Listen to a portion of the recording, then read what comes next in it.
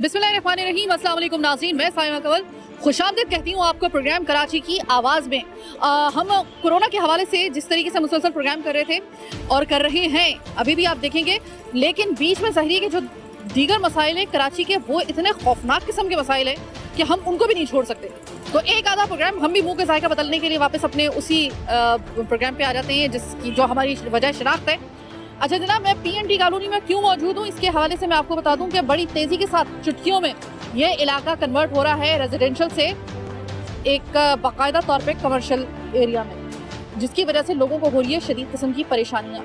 अभी मैं आपको कचरा तो दिखाऊंगी क्योंकि मेरे प्रोग्राम की रौनक है वो कचरा जो कराची की गलियों में और आपके उन चौरंगियों पर खड़ा आपको मिलेगा, जिसको हटाने के लिए जो है वादे तो बहुत किए जाते हैं, हटाना अभी तक किसी के बस की बात नहीं है। खैर, इसके अलावा एक सड़क है जिसको बंद किया गया है, उस सड़क की वजह से क्या मसाइल है आज के प्रोग्राम में आप जानेंगे। तो सबसे पहले मैं इस इलाके के एक ऐसे नौजवान से बात करना चाहूँगी, क्योंकि नौजवान जो होते हैं ना, उनको पता होता है कि कौन सी सड़क बंद है, क्या इसका आफ्टर इफेक्ट है इस सड़क के बंद होने का, रास्ता बंद होने का, क्या नतीजा निकल रहा है। तो शादेब, आप मुझे बताइएगा, आपसे मेरी बात हो रही थी, ये सबसे पहले तो मुझे बताइएगा कि हम PNT कॉलोनी की जब बात करते हैं तो एक ऐसा इलाका है जिसको रेजिडेंशियल एरिया, बहुत से लोगों का जब बात करते हैं उनसे, तो आप कहाँ पे रहते हैं? PNT कॉलोनी में। बहुत बड़ी कॉलोनी है ये सुना है कि आहिस्ता आहिस्ता जो है ये रेजिडेंशियल एरिया जो है वो कन्वर्ट होता जा रहा है कमर्शियल एरिया में। बिल्कुल, कमर्शियल एरिया में ये पूरा सोसाइटी जो हमारी एक सोसाइटी मुख्तस थी लोगों के लिए, यहाँ के रिहाइश गाँवों के लिए, तो ये सोसाइटी पूरी एक दीगर सोसाइटियों की तरह अल्लाह वाला टाउन, दीगर जितनी सोसाइटियाँ हैं उनकी तरह ये कन्वर्ट होती जा रही है फ्लैट्स के अंदर। रेजिडेंस या एरिया इसको कमर्शियल्स, एक एक फ्लैट के एक एक घर, जो हमारी एक 200 गज का घर है उसके अंदर आप एक गली के अंदर अगर 10 घर हैं तो 10 फैमिलीज़ रहती हैं, और एक घर है उसके अंदर 10 फैमिलीज़ रहती हैं। तो बहुत एक डिफरेंस है, ऐसी बात है। गली में भी बड़ा मसला होता है, दीगर बड़े मसले होते हैं पानी का, इसका, क्योंकि सेवरेज, ये सब चीज़ें, बहुत सारे ऐसे मसले हैं। और दीगर सबसे बड़ा इशू ये है कि हमारा जो 3 नंबर 4 नंबर गेट जो इस सोसाइटी का मेन गेट है, मतलब 5 नंबर 3 नंबर 4 नंबर इस सोसाइटी के मेन गेट्स हैं, तो उसके अंदर से एक जो गेट है वो दरअसल पूरा ब्लॉक है, जिसके ऊपर कचरा, पार्किंग, जनरेटर्स, ईच एंड उसको ब्लॉक करने की क्या वजह है? कोई स्पेसिफिक कोई उसकी रीजन है? तो वजह ये दीगर ये चीज़ें तो मुझे नहीं पता कि सोसाइटी मेंबरान जो सोसाइटी की ये कमेटी है तो उनका क्या रद्द-ए-अमल है, जो चीज़ें हैं इस चीज़ का तो मुझे बिल्कुल नॉलेज नहीं है। बात दरअसल ये जाहिर सी बात है, जब ये चीज़ नॉलेज है तो इन लोगों की नॉलेज में तो होगी सोसाइटी की कि ये क्या हो रहा है और क्या नहीं, क्योंकि सोसाइटी ऑफिस के सामने ही वो रोड है और दीगर फैक्ट्रीज़ हैं जहाँ पर ये पार्किंग और ईच एंड एवरीथिंग सब कुछ चीज़ें बड़ी दुश्वारी का पैदा है। वहाँ ट्रालेस खड़े होते हैं, मतलब फैक्ट्री समझ ले एक तरीके से बड़ा मसला है रिहाइश गाँवों को ना, जिसमें पेशेंट्स भी होते हैं। अक्सर ऐसा भी होता है रात के अंदर, दिन के अंदर ट्राले ये सब चीज़ें खड़े होते हैं, कोई पेशेंट है कोई दीगर है। ट्रॉले जो होते हैं वो तो बहुत बड़े बड़े मतलब होते हैं ना, उसके तो 14 व्हीलर, और तो इनकी कोई टाइमिंग वगैरह यहाँ पर कोई उनके निकलने की है, या जब चाहे जिस वक्त चाहे मुँह उठा के वो निकल आते हैं? कोई रोकना टोकने वाला नहीं है क्या? जब चाहे जैसे चाहे मुंह निकल के, मतलब मुंह उठा के निकल आते हैं। अभी भी अगर चलेंगी तो आप देखिएगा कि पार्किंग और दीगर जितनी चीज़ें वो सब खड़ी होंगी। मैं आपको ले आके दिखाता हूँ, दीगर सारी चीज़ें, कचरा, सब कुछ दिखाता हूँ मैं आपको ना। ठीक है, सही है, आप मेरे साथ रहिएगा, मैं मजीद लोगों से ज़रा बात करूँ। अस्सलाम वालेकुम सर। वालेकुम सलाम। ये बताइएगा कि PNT कॉलोनी में मेरा आना हुआ है, और मैं सबसे पहले तो माजूद खाऊंगी कि PNT कॉलोनी में अब तक मेरे सबसे कम प्रोग्राम हुए हैं। कुछ ऐसे एरियाज़ हैं कराची के जिसमें मैंने प्रोग्राम तो किए लेकिन बहुत कम किए हैं मैंने। सर मुझे ये बताइएगा कि आपकी इस कॉलोनी को एक जो इसकी शनाख्त है वो है कि यहाँ पर घर वगैरह जो थे, एक रेजिडेंशियल एरिया जिसको अब बाकायदा तौर पे कमर्शियल एरिया बनाया जा रहा है, इससे आपको क्या दिक्कत है? सर एक्चुअल ये PNT सोसाइटी है, एक्चुअल कॉलोनी नहीं है ये, सही है ना। जैसे दारुसलाम सोसाइटी हुई, लखनऊ सोसाइटी हुई और PNT सोसाइटी हो, सही ना। ये एक्चुअल थी रेजिडेंशियल, और इसका एक मखसूस कमर्शियल एरिया था जो 134 गज और 162 गज था, सही ना। एक तो पहले इसको पूरा फैक्ट्री एरिया पूरा कन्वर्ट कर दिया गया, कम से कम 326 प्लॉट कन्वर्ट किए गए। ये फैक्ट्रीज अमूमन किस कौन सी वाली फैक्ट्रीज हैं? ये फैक्ट्री हर किस्म के काम हो रहे हैं यहाँ पर, बर्फ खाने भी हैं यहाँ पर, हर चीज़ का काम हो रहा है यहाँ पर। बड़े बड़े हैवी ट्राले आते हैं यहाँ पर, असल में उनके रोड ब्लॉक हो जाते हैं, रिहायशियों को इतनी परेशानी है। हम यहाँ से 92 से मैं बाईपर्थ यहाँ रह रहा हूँ अल्हम्दुलिल्लाह, और हमें इतनी परेशानी है कि आप तसव्वुर नहीं कर सकते। ये तो आपका शुक्रिया, आपने इस मामला उजागर करने के लिए हमारे पास आई और ये इस मसले मसाइल पे हमसे बात की है कि, और हमारे को इतनी परेशानी है कि आप तसव्वुर नहीं कर सकते। जब बारिश हुई थी तो मेरे घर में खुद इतना 6-6 फीट पानी आ गया था। मेरे घर में खुद निकासी का कोई बंदोबस्त नहीं है यहाँ पर। अगर इतना बुरा हाल है कि आप खुद सोचें, अभी हम आपको विजिट कराएंगे। यहाँ रफाई प्लाट जो थे, एक्चुअल रफाई प्लाट जो दिए गए थे हॉस्पिटल के लिए, स्कूल के लिए, वो तक बेच दिए गए। जो सोसाइटी के रफाई प्लाट थे उसको भी बेचा गया। बुरा हाल है, कचरा कुंडी बनी हुई है। ये जो आप मुझे बता रहे हैं ना, मैं बड़े गौर से आपकी बात सुन रही थी। ये प्लॉट जो बेचे गए हैं, सड़क जो बंद की गई है, रास्ते बंद किए गए हैं, एक जगह जहां पर एक घर होना चाहिए था जिसमें 10 नफूस होने चाहिए थे, वहां पर अब उस घर पे जो फ्लैट बनाए गए हैं उसमें एक एक फ्लैट के अंदर कई कई फैमिलीज जो हैं वो रहायश पजीर हैं। तो जाहिर है कि वो आपका नकासी आपसे लेकर आपका हर मसला वहाँ पे जनरेट हो रहा है। तो मुझे ये बताइएगा कि ये सिर्फ आप ही ऑब्जर्व कर रहे हैं कि कोई जिनको ऑब्जर्व करना चाहिए उनकी भी कोई कान पे जूं रिंगी अभी तक या नहीं रिंगी? उनकी कान में जूं यूं नहीं रिंगी है कि असल में उनके मसले मसाइल इससे चल रहे हैं। वो पैसे लेते हैं, मामला कर लेते हैं। सारे फ्लैट असल में उन्हीं के मदद ये फ्लैट बन रहे हैं। आपके बैक पे देखिएगा, ये फ्लैट बने हुए हैं, ये रेजिडेंशियल पे फ्लैट बने हुए हैं। ये देखें, ये 600 गज का प्लॉट था, इसको कन्वर्ट किया गया और इसी को सोसाइटी के सेक्रेटरी ने लीज दी गई, जबकि इसको लीज नहीं दे सकता था। ये अथॉरिटी नहीं है इसकी लीज देने की। सही है ना? आप देखेंगे कि कितने मसले, एक फ्लैट के ऊपर 3 पोर्शन बनाए गए हैं। ग्राउंड प्लस 3 का नक्शा पास भी नहीं होता, ग्राउंड प्लस 3 इसको कर दिया गया है। लाजमी बात है, एक बेंगलो बनना था, उस पर रिहाइश हो गई है, 12 फ्लैट बन गए। 12 फ्लैट के बाद तो लाजमी बात है पानी का मसला, सेवरेज का मसला, सिक्योरिटी का मसला, सारे मसले मसाइल यहाँ पर इतने मसले मसाइल हैं कि आप तसव्वुर, हमारे घर सेफ नहीं है यहाँ पर। अच्छा, घर को सेफ आप क्यों नहीं मान रहे? इसकी वजह से लॉजिक क्या है घर को अनसेफ मानने के लिए? अनसेफ यूँ माना जाता है कि लाजमी बात है यहाँ पर ना सिक्योरिटी का निज़ाम है, और लाजमी बात है जब मेरा एक बेंगलो बना हुआ है उसके बराबर में, उससे आगे गलियों में लाजमी बात है उसमें अगर 12 फ्लैट बन जाएंगे, जो एक बेंगलो की जगह थी उसको अगर हम 12 फ्लैट बना दिए जाएंगे तो उसमें कौन कौन सी फैमिलियाँ रह रही हमें नहीं पता। ठीक है, अब आप मुझे ये बताइएगा कि चूंकि प्रोग्राम तो हम इसी हवाले से कर रहे हैं, लेकिन मैं जिस भी इलाके में आप जा रही हूँ अमूमी प्रोग्राम करने के लिए भी, वहाँ पे भी मैं ये सवाल कर रही हूँ कि आपके इलाके में कोरोना की क्या सूरत हाल? कोरोना तो यहाँ पर अल्हम्दुलिल्लाह ऐसी कोई पोजीशन नहीं है तो कोरोना लाजमी बात है तो, मगर यहाँ पर अल्हम्दुलिल्लाह ऐसी कोई। अच्छा, चलें ठीक है, सही है। अच्छा, ये बताइएगा कि आपके इस पीएनटी कॉलोनी का इस वक्त मैं आपसे अगर पूछूं तो सबसे बड़ा इस वक्त मसला आपको क्या दरपेश? असल में जैसे आप बोल रही हैं कि पीएनटी कॉलोनी, वाकई में अभी ये पीएनटी कॉलोनी हो गई है, अभी सोसाइटी नहीं रही। बेसिकली जब इसका 64 में जब ये सोसाइटी लॉन्च हुई थी, ये सोसाइटी थी, अभी वाकई में पीएनटी कॉलोनी हो गई है। नहीं, इसमें सोसाइटी वाली बात नजर नहीं आ रही ना इस तरह से। मैं वही बता रहा हूँ, क्योंकि अब इसमें एक ग्राउंड था बच्चों का खेलने का, उसको भी काट दिया गया है। जो 400 गज का एरिया था उसको इंडस्ट्रियल एरिया बना दिया गया है। तो इसलिए हम सिक्योरिटी भी नहीं है, क्योंकि अब इंडस्ट्रियल एरिया जिसको रोकोगे, तभी मैं फैक्ट्री से आ रहा हूँ, जिसको भी रोकोगे आप बोलेगा मैं फैक्ट्री से आ रहा हूँ, कोई कहता है कि मैं कहीं से आ रहा हूँ। तो ये ग्राउंड फैक्ट्री में भांत के लोग होते हैं, मैं जानती हूँ। अच्छा, ये लाइब्रेरी थी, लाइब्रेरी का पार्किंग का एरिया था, इसको भी काट दिया, इसमें भी प्लाटिंग कर दी। तो बाकी में अभी पीएनटी कॉलोनी की ही शक्ल इख्तियार करती जा रही है। सोसाइटी दूर दूर से ये नजर नहीं आ रही। नहीं रह सकी सोसाइटी। आप तो कह रहे हैं कि हम इनको ये था कि अब तो ये कॉलोनी बन गई है, आपने कहा ये सोसाइटी से कॉलोनी भी नहीं, अब ये कॉलोनी भी नहीं रही है, तो ऐसा क्या हुआ है? मैडम, बात दरअसल ये है, यहाँ की जो इंतज़ामिया है, मैनेजिंग बॉडी है, जो यहाँ की काबीना 12 साल से हमारे ऊपर अपना काबिज हुई हुई है और अपना यहाँ पे अपना कटिंगें कर दी गई हैं। बिल्डर माफिया अपना यहाँ पे काम कर रहा है, कल को ये ब्रोकर थे, आज ये बिल्डर माफिया बन गए।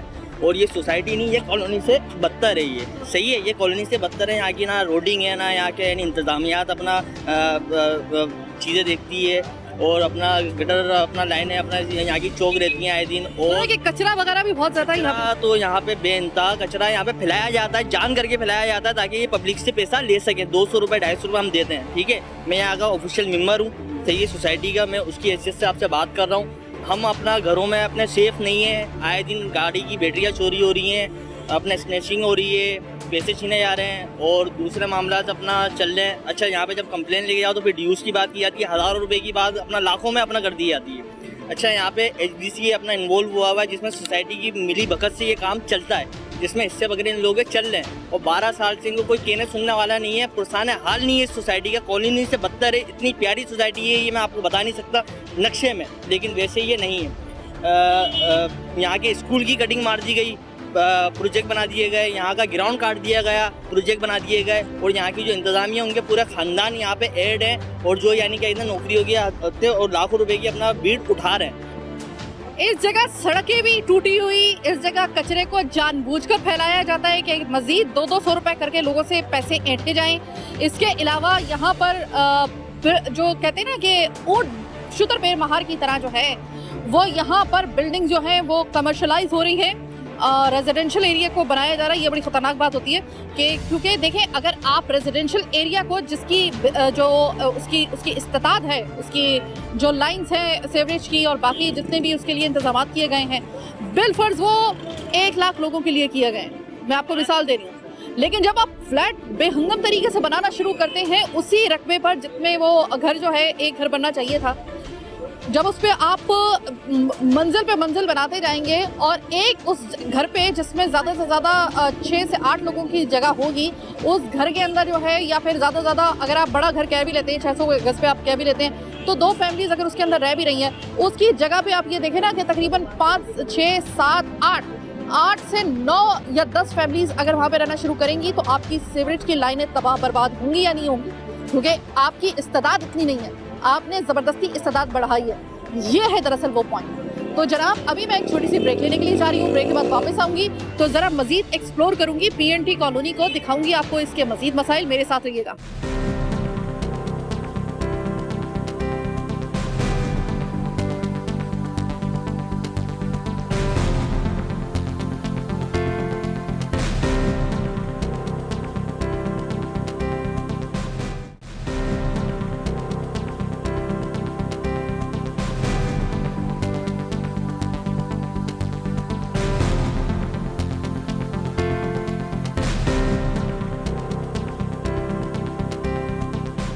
ब्रेक के बाद खुशामदीद। ब्रेक पे जैसे ही हम लोग गए तो कुछ लोग आए और उन्होंने कहा कि साइमा बीबी, हम भी आपसे बात करना चाहते हैं। तो जाहिर है कि मेरा प्लेटफॉर्म हर एक शख्स के लिए खुला हुआ है। मैं गाड़ी में चूंकि बैठ गई थी, मेरी अगली मंजिल जो थी वो सड़क थी जो मैं आपको दिखाने के लिए मैंने पहले जो हिस्से में प्रोग्राम के मैंने आपसे कमिट किया था।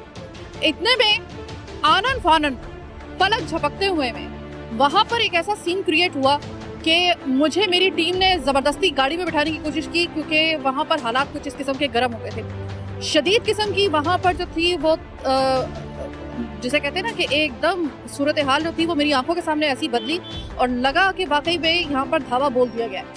और जिसके अभी मनाजिर आप अपनी टेलीविजन स्क्रीन पे जो है वो देख भी रहे होंगे। और ये आप समझ लें कि एक तरीके से बलवा हुआ था यहाँ पर एक तरीके से।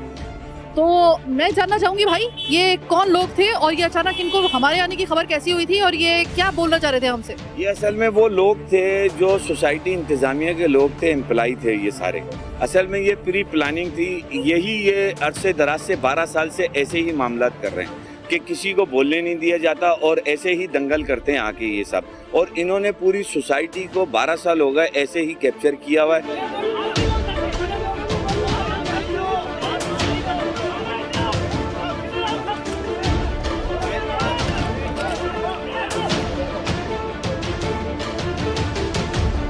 मुझे एक बात बताएं, मैं अपनी गाड़ी से भी उतर के आ गई थी, आप जानते हैं कि इनसे बात करने के लिए कि मेरा प्लेटफॉर्म सबके लिए खुला हुआ है। लेकिन वहां पर मुझसे बात करने से पहले वहां पे हालात ऐसे कशीदा हो गए।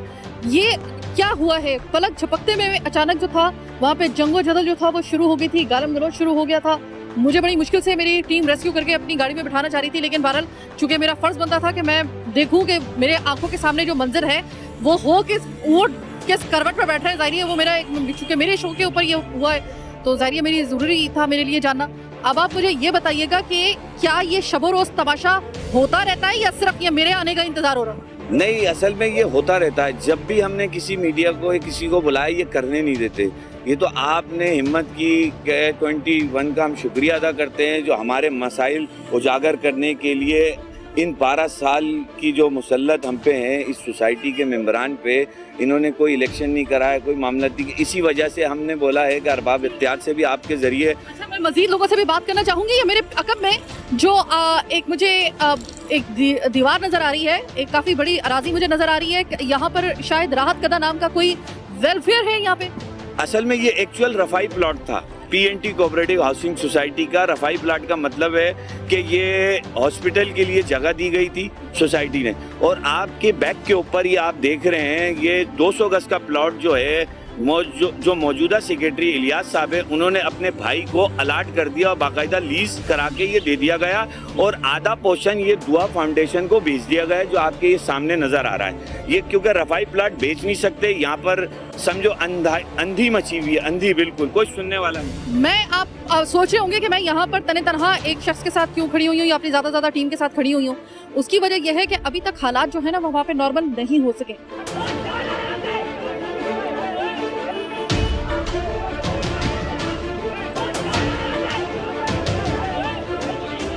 अस्सलाम वालेकुम। वालेकुम सलाम। भाई ये क्या मामला हो रहा है? ये अभी जो टेंस सूरत हाल हो गई थी आपके सामने, मतलब मैं तो खुद हैरान रह गई इस बात के ऊपर। तो मुझे आप ये बताइएगा कि ये जो पीएनटी कॉलोनी, जो कि पहले किसी ज़माने में पीएनटी सोसाइटी थी, अब ये कॉलोनी में कन्वर्ट हो रही है और कॉलोनी से भी अब आहिस्ता आहिस्ता किसी और ही चीज़ में कन्वर्ट हो रही है। अब आप मुझे ये बताइएगा कि यहाँ पर कोई रफाही इदारा जो है वो महफूज नहीं है, कोई जो है वहाँ पर कोई शरीफ आदमी जो अपनी फैमिली के साथ रह रहा है वो ये कह रहा है कि यहाँ पर चूँकि फैक्ट्रियाँ बेहंगम तरीके से बना दी गई हैं, अब तो वहाँ पर चूँकि भांत भांत के लोग होते हैं, यहाँ पर आते जाते रहते हैं, यहाँ पे कुछ पता नहीं चलता, अननोन लोग जो हैं वो यहाँ से निकल रहे होते हैं, हमारी फैमिलीज भी हैं, हम अपने आप को इनसिक्योर फील कर रहे हैं। जगह जगह कचरा यहाँ पे है। फिर उसके बाद उसके ऊपर मुझे एक और बात बताई जाती है कि कचरा जानबूझकर फैलाया जा रहा है ताकि मजीद लोगों से पैसे ऐंठे जाएं। यहाँ पे कोई देखने वाला है या सिर्फ आवाम को छोड़ दिया गया है? मारो पीटो, जो एक दूसरे से दस्तो किरेबा होना है हो, हमारा मामला नहीं है, तुम जानो तुम्हारा काम जाने। क्या ये मैं समझूं? असल में यहाँ पर जो सोसाइटी की मैनेजमेंट है ना, वो आपको कहीं मंदिर आम पे नजर नहीं आएगी। वो लोग घर पे बैठे होते हैं, सही है ना, बस नोट बटोर रहे हैं और कुछ भी नहीं है। उन्होंने सिर्फ पैसे जमा करने हैं और अपने घर वालों को हराम के पैसे खिलाने हैं, ठीक है ना। तो इस वक्त जो सेक्रेटरी साहब है हमारे इलियास साहब, ठीक है ना, वो आपको बाहर कहीं भी नजर नहीं आएंगे। यहाँ आपने देखा ये जो आए थे लोग यहाँ पर, इस सोसाइटी के एम्प्लॉइज से ना, ये मेंबर हैं, ठीक है ना, चले मेंबर हैं। सोसाइटी के एम्प्लॉइज से क्या मुराद है? सोसाइटी के एम्प्लॉइज साइड इंचार्ज होगा, ठीक है ना, कुछ जो उनके जिम्मे काम है उनको पता है वो किसके एम्प्लॉई हैं, पर हमें ये पता है कि ये सोसाइटी के एम्प्लॉइज हैं। मगर ये है कि कोई काम जो है ना नज़र नहीं आता। आपके सामने ये रफाई प्लाट बेच के खा गए हमारे सेक्रेटरी साहब। कॉर्नर का ये जो मकान था ये बनाया इन्होंने अपने भाई के नाम पे लीज करा दी, और क्या करेंगे अब, इसको निचोड़ेंगे अब।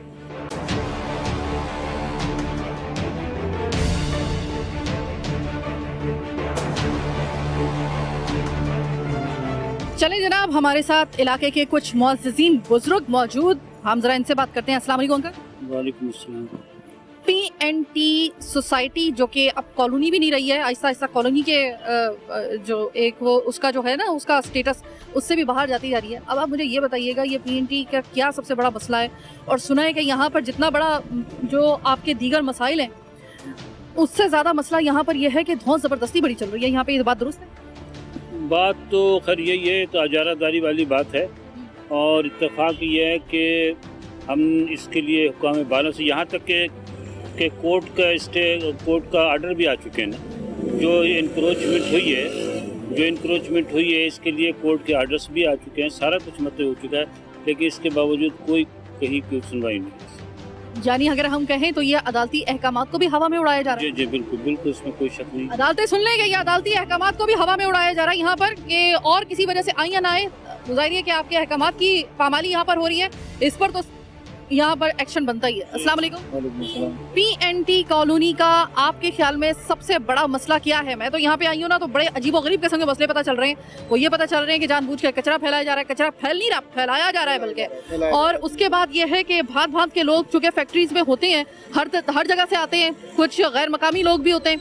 अब यहाँ पर इस रिहायशी इलाके में फैला दी गई हैं फैक्ट्रीज, तो अब उस पर जो है वो एम्प्लॉयज़ जो होते हैं वो जब बाहर निकलते हैं तो उनको कोई रोकने टोकने वाला नहीं हुआ। जिससे पता करें वो करेंगे मैं तो एम्प्लॉय हूँ, और वो आते हैं, उसके बाद हालात कशीदा हो जाते हैं, चोरी चकारी हो रही है, दीगर मसाइल पैदा हो रहे हैं। ये बात कहाँ तक दुरुस्त है? बिल्कुल दुरुस्त है। ये चोरी चकारी उसी वजह से हो रही है, और वक्ती दिखावे के लिए गार्ड रख दिए जाते हैं। और गार्डों का फ़ायदा क्या? जब बाहर के लोग अंदर आएंगे तो उनका पता ही नहीं है कि कैसे आ रहे हैं कैसे जा रहे हैं, तो उन गार्डों का क्या फ़ायदा? अच्छा, आपकी इंतजामिया कितना ताउन करती है इस जगह की आपके साथ? कोई तावन नहीं करती, बिल्कुल नहीं करती, कोई तावन नहीं करती।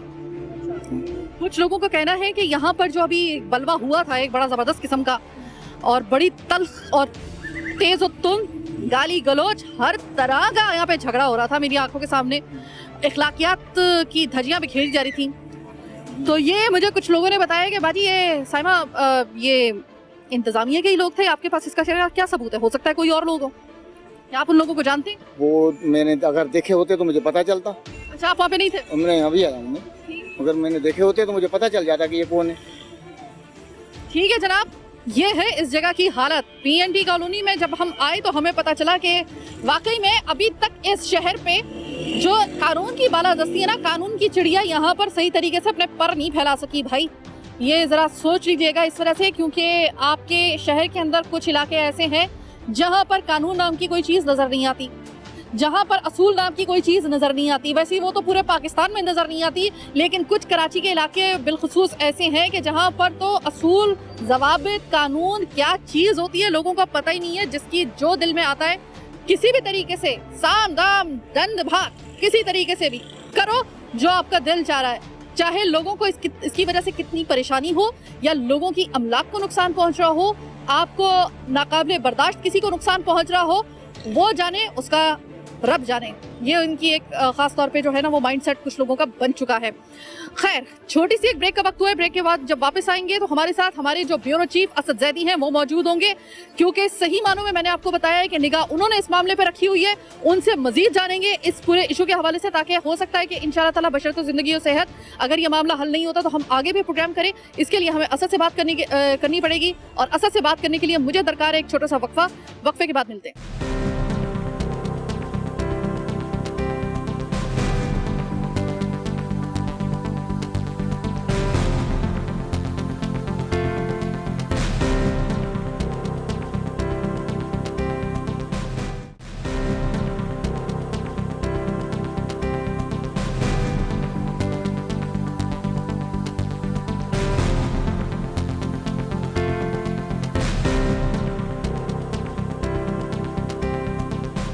ब्रेक के बाद खुशामदीद। तो उसी हवाले से हम बात करेंगे कि हम तो मसाइल को डिस्कस करने के लिए आए थे, लेकिन फिर उसके बाद जैसे ही कैमरा मैं गाड़ी में बैठने लगी तो तकरीबन मुझे गाड़ी में से वापस बुलाया गया और कहा कि वो कुछ और लोग भी बात करना चाह रहे हैं, लेकिन बात करने के बजाय वहाँ पर जो मामला थे वो हो गए बड़े गर्म किस्म।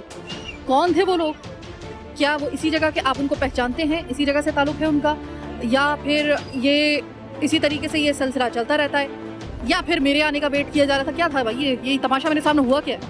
अस्सलाम वालेकुम जी, मैं मेंबर सोसाइटी हूँ, और जैसा कि अभी आपने ये देखा जो भी वाक़या आपके सामने रूनुमा हुआ, असल में सोसाइटीज़ के मामला तो हैं, सबके सामने है। मामला ये है कि ये जिस शख्स की बात हो रही थी वो है यहाँ का एम्प्लॉई, और हमेशा से इस सोसाइटी में ऐसे ही होता रहा है। यहाँ पे आवाज़ को नहीं बोलने दिया जाता, दबाया जाता है। ये तरीका होता है आवाज़ दबाने का? जी जी जी। अब आपने देख लिया ना, मीडिया के सामने उनका एटीट्यूड देखा, उनका आपने अंदाज देखा, ये तरीका वारदात है इनका। एक बात पूछूं, मैं उस वक्त देख रही थी, मेरे पत्नी कैमरा ने उसको कैप्चर किया हो या ना किया हो, लेकिन मैं चूंकि उस वक्त स्पॉट पे मौजूद थी, बावजूद इसके कि मुझे ज़बरदस्ती गाड़ी में बैठाने की बात की जा रही थी, लेकिन मैं इसी वजह से थी क्योंकि मैंने देखा कि ख़वातीन, बच्चियाँ वो अपने घरों की छतों पर, और वो झगड़ा देखने के लिए जिस तरीके से क्या हो रहा है वो थी, और जिस किस्म की वहाँ पे मुग़ल्लज़ात बकी जा रही थी। तो आपको लगता है कि एक फैमिली वाले माहौल में इस तरह के मनाजिर, इस तरह के माहौल सूटेबल हैं? ऐसी आपने इससे पहले जो भी इंटरव्यूज लिए सबकी बात यही थी, ये एक माफिया के तौर पे यहाँ पे काम कर रही है इंतजामिया। ये 12 साल से यहाँ पर मुसल्लत है, यहाँ पर तमाम चीज़ों को उजाड़ दिया गया है। इस सोसाइटी को अल्लाह वाला टाउन बनाया जा रहा है टोटली। आप ये देखें, आप छोटे पार्क के सामने खड़ी हैं, इसकी हालत ज़ार देखें, इसकी हालत देखें। ये पार्क नजर आ रहा है आपको कहीं से भी? पार्क है ये मुझे बताइए। जी जी। और ये ऐसा मतलब सजा हुआ होता था, ये 12 साल पार्क से ज्यादा जनाजा का लग रहा है। जी, माफ कीजिएगा, मैं बड़े सख्त अल्फाज इस्तेमाल कर रही हूँ। पार्क से ज्यादा जनाजा का समझ लें कि ये पूरा बाउंड्री वॉल था, और यहाँ पे तमाम ग्रिल्स लगी हुई थी ना। ये बेच के खा गए, लाखों रुपए का माल बेच के खा गए मुफ्ते का। हमें ऐसा लगता है ये 145 एकड़ जगह इनको विरसे में मिली है, इनकी जायदाद है, ठीक है ना। अब आपने ये देख लिया, प्रैक्टिकली देख लिया आपने कि यहाँ पर कोई बात नहीं कर सकता किसी भी। जनाब आप बताइएगा कि इस वक्त जो मैं आप दोनों से बात करना चाहूंगी कि क्या वजह है यहाँ पर पीएनटी के दिन ब दिन हालात खराब हो रहे हैं। फिर उसके बाद वो बार बार मुझे बताया जा रहा है कि साइमा बाजी आप आ तो गई हैं, लेकिन यहाँ पे आवाज़ को दबाने की पूरी कोशिश की जा रही होती है। ये क्या मामला है यहाँ पर? मसला ये है कि जो पहले भी साबका इंतजामिया थी, ये लोग जो थे, मुझे ये बताइएगा कि इनका इंतजामिया से ताल्लुक बताया जा रहा है। इंतजामिया क्या है, किस चीज की है, क्या है इसके बैकग्राउंड? है सोसाइटी की मैनेजमेंट है। क्या इसको सियासी बैक हासिल है? नहीं, सियासी लोग शामिल हैं इसमें जरूर, लेकिन सियासी सपोर्ट तो हासिल नहीं है। सियासी लोग इसका हिस्सा बने हुए हैं और ये मैनेजमेंट के समय साबका जो मैनेजमेंट थी, उन्होंने ग्राउंड काट दिए, पार्क काट दिए, एक्स्ट्रा लैंड। आप ही की मलकियत है? ये जाहिर है कि ये इसी इलाके सोसाइटी की मलकियत है। सरफराज पायलट स्कूल है, वो मेंबर हैं, यहाँ के जो मेंबर के बच्चे हैं उनके लिए 50% से भी कम वो है, लेकिन यहाँ की सब रिश्वत चल रही है, पूरे पैसे लिए जा रहे हैं मेंबरों के बच्चों से भी। क्रिश्चियन इस्लामी स्कूल है, वहाँ पर भी यही हाल है। ये राहत कता आपने देखा, ये भी काट दिया, ये तो अभी काटा है। बाकी ग्राउंड हो गए, पार्क हो गए, जो एक्स्ट्रा लैंड जितनी थी सोसाइटी की सारी काट दी है। और सब आपकी मंजूरी के बगैर, आपकी मंशा के बगैर? किसी की मंशा हामिल नहीं है। कोई एक मेंबर सोसाइटी का आगे कह दे कि उसकी मंशा हामिल थी, सिवाय उनके जिन्होंने पैसे खाए।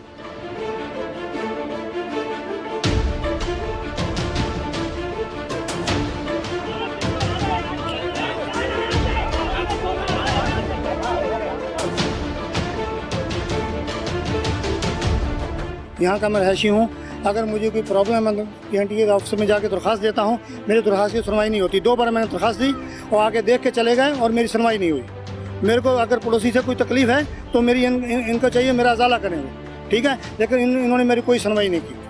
असद, प्रोग्राम का वक्त होने वाला है। मैं कोर्ट जाना चाहता हूँ, इसलिए कि मुझे तकलीफ है पड़ोसी। ऑलरेडी कोर्ट के अहकामात हैं इंक्रोचमेंट के खिलाफ, उसको हवा में उड़ा दिया गया। मेरी सुनते नहीं है। वो मिसाल है पंजाबी की, कुतिया चोरों से मिली हुई है और कोई बात नहीं है। बस बात ये सारी। ये बताइए असद जैदी, आपसे मैंने बात इस वजह से करनी थी प्रोग्राम के आखिरी हिस्से में।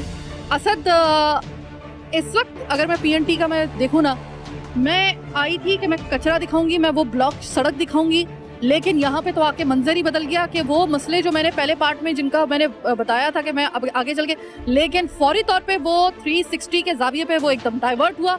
वहाँ पे कुछ लोग आए, उनमें से एक जो थे वो साहब वही कह रहे कि ये तो नॉर्मल चीज़ है, यहाँ पर ऐसी नॉर्मल है, यहाँ पर खुदा ना खास्ता यहाँ पे फैमिलीज रह रही हैं। भाई किस तरह का माहौल है यहाँ पे? चलिए बिस्मिल्लाहिर्रहमानिर्रहीम। आप ऐसे प्रोग्राम करती रही हैं तो आप। अच्छा, मुझे तो एक पहला सवाल तो मैं अपने लिए करना चाहूंगी। असद, क्या ये जरूरी है कि जब भी मैं आपके साथ ऐसे इलाकों में जाऊँ, वहाँ पे कोई ऐसा मंजर मुझे देखने को आए? इससे पहले भी एक दफा हम गए थे तो वहाँ पे हमें सिक्योरिटी जो थी वो कॉल करनी पड़ गई थी, और आज भी जो था वो आपकी जो सिक्योरिटी आपने मुझे फराहम की थी वो जो थे वो उनको आना पड़ गया था। तो क्या जरूरी है कि ऐसे जगहों पे जब हम प्रोग्राम करें तो हमें जो है वो रिएक्शन जो है वो सामने से देखने को मिले? देखिए बिस्मिल्लाहिर्रहमानिर्रहीम, पहले तो आप इस चीज़ की आदी हो चुकी हैं आप साइमा, कि आप जाती हैं उन जगहों पे जहाँ कोई जाना पसंद नहीं करता। ये जो अवाम है ना, जो 12 साल की रोना रो रही है या उससे पिछली जो अदवार गुजरे उनका रोना रो रही है, इनके लिए एक शेर बड़ा यहाँ पर ज़रूरी था। वफा के कैद खानों में सजाएं कब बदलती हैं, बदलता दिल का मौसम है, फिजाएं कब बदलती हैं। तो ये इनको पिछली मैनेजमेंट से भी शिकायत थी, इस मैनेजमेंट से पिछले 12 साल से बैठी मैनेजमेंट से भी शिकायत है। 30 साल से। अच्छा, अब ये 30 साल हो गए, अब यानी कि पिछली भी और अब भी हो गई, 30 साल हो गए। अर्ज ये है कि जब आप किसी भी जगह पर किसी को एक्सपोज करेंगी ना, फिर गालियां भी सुनेंगी, बातें भी सुनेंगी, डंडे भी पड़ेंगे, पत्थर भी पड़ेंगे, लोगों की जो भी उनके दिल में आएगा वो आपको कहेंगे, आपने सुनना है। बहुत सारे बुजुर्ग ऐसे हैं जिनसे अभी आपने इंटरव्यू किया, उन्होंने आपको बताया वो किन मुश्किलात का सामना कर रहे हैं, जैसे मेरे साथ करें। बहुत सारे लोग ऐसे हैं जिनका कहना नहीं ये है कि जी वो पानी नहीं था, पानी आ गया, ये नहीं था वो। अभी कोई इन सब से ये पूछे ये PNT सोसाइटी को इंडस्ट्रियल में कन्वर्ट किसने किया है? आज भी इंडस्ट्रियल की कंस्ट्रक्शन जारी है, उस कंस्ट्रक्शन को रोकने वाला, बोलने वाला इनमें से कोई भी नहीं है। अगर इन्हें अपना हक ही चाहिए था, ये वो एप्लीकेशनें दिखाएं जो उन्होंने PNT सोसाइटी ऑफिस को दी हैं कि जी इंडस्ट्रियल कंस्ट्रक्शन को रोकें।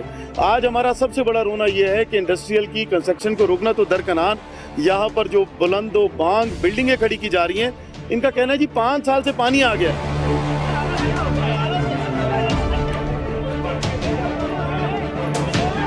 अब कबूतर की तरह आंखें बंद करके यहाँ पे इंतजामिया, यहाँ पे हुकूमतें बैठी हुई हैं, यहाँ पर किसी में इतना दम नहीं है कि वो आकर रोके कि भाई ये क्या किया है तुम लोगों ने, हाल क्या कर दिया इलाके का, ये लोगों को कितनी परेशानी हो रही है, फैमिली माहौल तो यहाँ पे नहीं रहा। अच्छा, मैं आपसे अर्ज करता हूँ, बात ये है कि इससे पहले जब ऑपरेशन कराची में शुरू किया गया तो बारहा बार ये सुनने को मिला कि जी किसी सियासी जमात के असर रसूख की वजह से कार्रवाई नहीं होती। ऑपरेशन तो शुरू हुए अब कई साल हो चुके, अब कोई क्यों नहीं आवाज़ उठाता। आज आप इनकी आवाज़ बनने के लिए आई हैं तो देखें बहुत सारे लोग इनकी फेवर में, बहुत सारे इनके अगेंस्ट है। जिन लोगों को यहाँ मसला है ना वो लोग हैं जो यहाँ के बुनियादी रिहायशी हैं। जिनको मसला नहीं है वो लोग हैं जो यहाँ लाकर आबाद किए गए। अल्लाह वाले टाउन में आपने आकर कवरेज की थी, एक बिल्डिंग गिर गई थी।